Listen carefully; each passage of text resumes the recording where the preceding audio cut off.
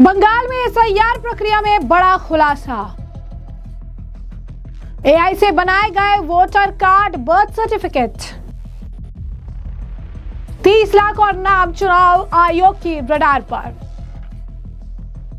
चुनाव आयोग ने बंगाल में चल रही मतदाता सूची के विशेष गहन पुनरीक्षण यानी एसआईआर प्रक्रिया अंतर्गत अधिकृत दस्तावेजों के कारण कुल 30 लाख नामों को पुनः सत्यापन के लिए भेजा है। इनके दस्तावेजों में बड़ी संख्या में विसंगतियां सामने आई है। इनमें एआई से निर्मित मतदाता फोटो पहचान पत्र यानी ईपीआईसी से लेकर पुरुष मतदाताओं जन्म प्रमाण पत्र के सत्यापन के लिए एकीकृत बाल विकास सेवा योजना यानी आईसीडीएस प्रमाण पत्रों में जमा करने तक का शामिल है। तो समझ सकते हैं कि कई सारी जो है विसंगतियां हैं और इस विसंगतियों को देखते हुए अभी 30 लाख से और ज्यादा नाम जो है इस वक्त चुनाव आयोग की रडार पर है।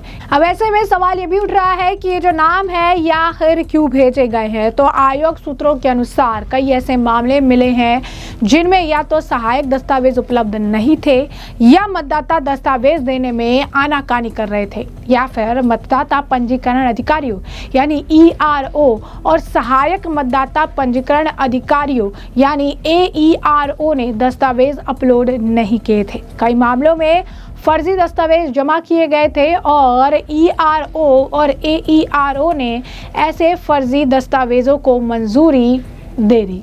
एक सूक्ष्म पर्यवेक्षक ने बताया कि ये तकनीक का दुरुपयोग है, चुनावी प्रणाली के लिए एक गंभीर चिंता का विषय भी है। गहन जांच के दौरान जन्म प्रमाण पत्रों में विसंगतियां पाई गई। ऐसे कई उदाहरण थे जहां मतदाता के जन्म के 10 या 20 साल बाद जन्म प्रमाण पत्र जो है जारी किए गए थे और अब और भी जो नाम है इस वजह से हटाए जाएंगे। बता दें आपको कि कई मामलों में मतदाता और उनके बच्चों की उम्र में 2 से 4 महीने का अंतर पाया गया। एसआईआर के पहले चरण में राज्य अनुपस्थित, स्थानांतरित, मृत और डुप्लीकेट होने के आधार पर 58 लाख 58 लाख मतदाताओं के नाम जो है हटा दिए गए थे। सूत्रों के अनुसार 10 लाख और नाम मतदाता सूची से हटाए जाने की संभावना है और इसी के साथ 30 लाख और ऐसे नाम जो है अब आ चुके हैं जो कि चुनाव आयोग की रडार पर है, जिससे इसकी मुश्किलें जो है बढ़ने वाली है। एसआईआर प्रक्रिया को लेकर लगातार बंगाल में काफी आनाकानी देखने के लिए मिली थी और अब जो है इस प्रक्रिया के तहत अब 30 लाख और नाम जो है रडार पर है। इस पर लोगों के रिएक्शंस भी देखने के लिए आ रहे हैं। एक व्यक्ति ने लिखा है कि जो घुसपैठिए हैं, ये जो फेक मतदाता है, ये जो है ये पूरी तरीके से जो है ये मेन वोटर है तृणमूल कांग्रेस के और यही जो वोटर्स हैं जो आप कह सकते हैं कि इनके सत्ता में आने के लिए रिस्पॉन्सिबल है। ऐसे भी वोटर्स हैं जिनका फर्स्ट वोटर कार्ड जो है 63 साल की उम्र में इशू किया गया है, जिनके ऊपर एफआईआर भी किए गए हैं। कई सारे उनके ऊपर क्राइम से जुड़े हुए मामले को लेकर एफआईआर भी है और ये सारे जो वोटर्स हैं, इस तरीके के जो वोटर्स हैं, ये तृणमूल कांग्रेस के एसेट्स हैं। हमें लगता है कि चुनाव आयोग इसके थ्रू भी जाएगा और ये चीज़ें भी पता करेगा। इसके बाद कुछ और लोग ये कह रही हैं कि क्लीनिंग, ये जो पूरा क्लीनिंग का प्रोसेस चल रहा है, जो साफ सफाई चल रही है इलेक्टोरल या वोटर लिस्ट में, ये लोकतंत्र सही तरीके से काम करे, लोकतंत्र सही तरीके से चले, लोकतंत्र में किसी तरीके की कोई दिक्कत ना आए, इसके लिए ये बहुत ज़्यादा ज़रूरी है जो सफाई चल रही है। उसके बाद आपको बता दें कि एक और व्यक्ति ने लिखा है कि 30 लाख और नाम पश्चिम बंगाल के एसआईआर में निकलकर सामने 58 लाख जो है ऑलरेडी डिलीट करने के बाद जो है अब एआई से voter ID card, birth proof बनाकर किए गए हैं इलेक्टोरल रोल, यानी जो ये आप कह सकते हैं कि जो वोटर लिस्ट है ये किसी तरीके का कोई मजाक नहीं है। क्लीन लिस्ट मतलब क्लीन डेमोक्रेसी है और जो ये कह रहे हैं कि षड्यंत्र हो रहा है या कॉन्स्पिरेसी कोई रची जा रही है, उन्हें सामने आकर ये बताना चाहिए कि ये जो फेक एंट्रीज है ये क्यों की जा रही है, इसके पीछे का कारण क्या है। यानी साफ तौर पर अगर आप देखेंगे कि लोग जो है एसआईआर के पूरे समर्थन में हैं।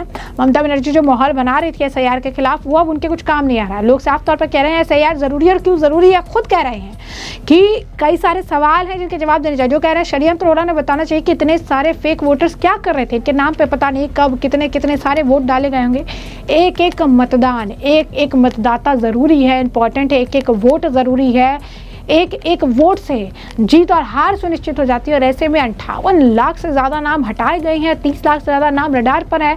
ये आंकड़े बहुत ही चौंकाने वाले हैं। और शायद अगर ये पूरे इलेक्शन की अगर आप कहेंगे कि ये प्रोसेस नहीं हो रहा होता, SIR नहीं हो रहा होता, तो ये साफ सुथरा वोटर लिस्ट नहीं आ रहा होता, तो ये लोकतंत्र के लिए भी बहुत ही ज़्यादा खतरनाक साबित होता है। इस मामले को लेकर केंद्रीय मंत्री अन्नपूर्णा देवी का बयान सामने आया है। SIR प्रक्रिया पर क्या कुछ कह रही हैं वो सुनिए। देखिए, लगातार जब से SIR की चर्चा हुई है, तृणमूल कांग्रेस के प्रमुख ममता बनर्जी ये बिल्कुल तिलमिला गई हैं और उन्हें पता है कि अवैध ढंग से जो घुसपैठिए आकर यहाँ पे रहते हैं उनको बंगाल के लोगों की हकमारी मुख्यमंत्री के द्वारा कराया जाता रहा है।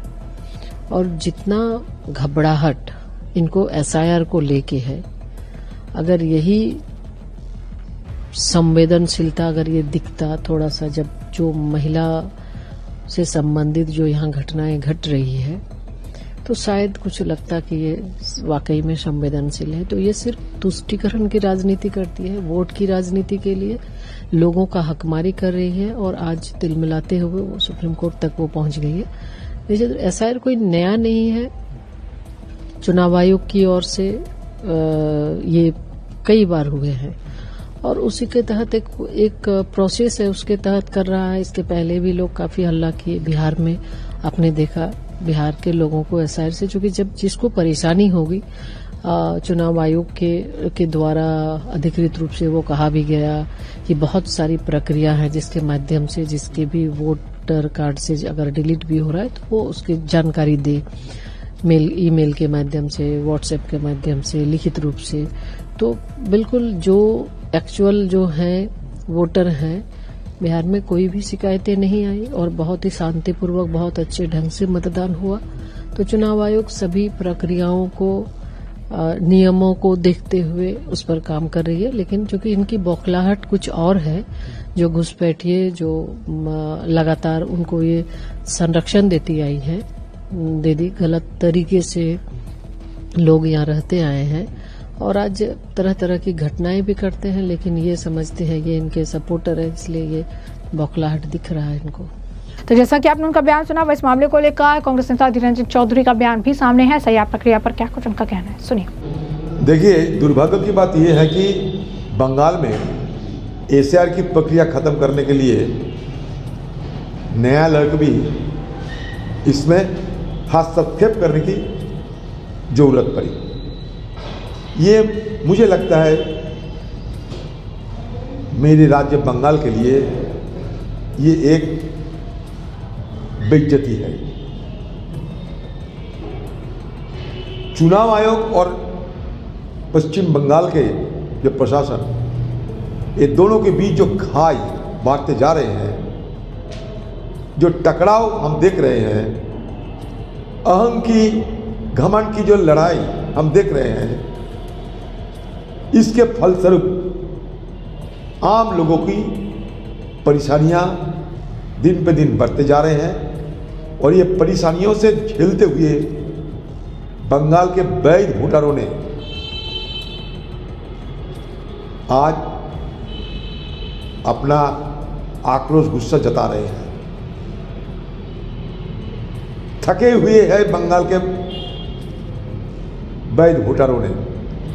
मैं तो चाहूँगा कि जल्द से जल्द ये प्रक्रिया खत्म हो और बंगाल के लोग को नींद टूटने की बाद ये डर न सताए कि मेरा क्या होगी, मतदान सूची में मेरा नाम रहेगी या नहीं। इसके चलते इनको शंका की जिंदगी ना गुजारने पड़े। बस यही हमारा मांग रहेगी। और दुर्भाग्य की बात यह है कि न्यायालय को भी इसमें हस्तक्षेप करने पड़ी। जो न्यायालय के काम लोगों को न्याय दिलाना, देखते हैं। तो ऐसे में आपने तमाम बयान सुन लिया और हमने आपको जो पूरा मामला है विस्तार से बता दिया है। इस मामले पर अब आपकी भी जो राय हो हमें कमेंट सेक्शन में कमेंट करके जरूर से जरूर साझा करिएगा। धन्यवाद।